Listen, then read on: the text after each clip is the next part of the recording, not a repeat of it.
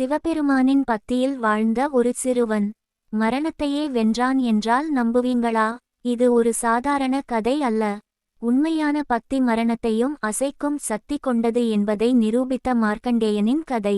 முனிவர் மிருகண்டரும் அவரது மனைவி மருதமதியும் சிவபெருமானிடம் ஒரு ஆசை கேட்டனர்.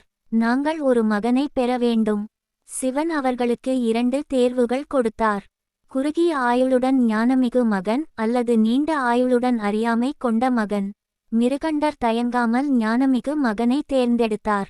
அந்த குழந்தை தான் மார்க்கண்டேயன். மார்க்கண்டேயன் சிறுவனாக இருந்தாலும் தினமும் சிவலிங்கம் முன் தியானித்து ஓம் நம சிவாய என்று ஜபித்தான். அவன் பக்தி மிகவும் ஆழமானது. அவனுடைய உயிரே பக்தியாக மாறியது. அவனுடைய 16 வயது வந்தபோது யமன் அவனை அழைத்து கொள்ள வந்தான். ஆனால் மார்க்கண்டேயன் பயப்படவில்லை.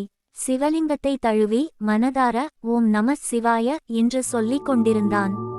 யமன் தனது பாசகயிற்றை வீசினார். ஆனால் அது சிவலிங்கத்தையே சுற்றியது.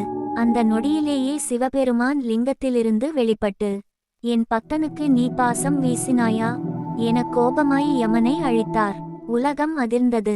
பின்னர் மார்க்கண்டேயனின் பக்தியை நினைத்து சிவன் யமனை மீண்டும் உயிர்ப்பித்தார். ஆனால் மார்க்கண்டேயனுக்கு என்றென்றும் ஆயுள் கொடுத்தார்.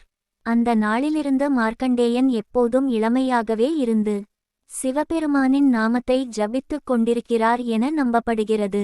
அவன் கதையிலிருந்து நம்மால் புரிந்து கொள்ள வேண்டியது, மரணத்தை கூட வெல்லும் சக்தி பக்தியில்தான் உள்ளது. மார்க்கண்டேயனின் கதை நமக்கு ஒரு உண்மை சொல்லுகிறது. உண்மையான நம்பிக்கையும் பக்தியும் இருந்தால் வாழ்க்கையில் எந்த விஷயத்தையும் வெல்ல முடியும். சிவபெருமானின் அருள் எப்போதும் உங்களோடே இருக்கட்டும். இது போன்ற சிவபுராண கதைகள் மேலும் தெரிந்து கொள்ள சப்ஸ்கிரைப் பண்ணுங்க.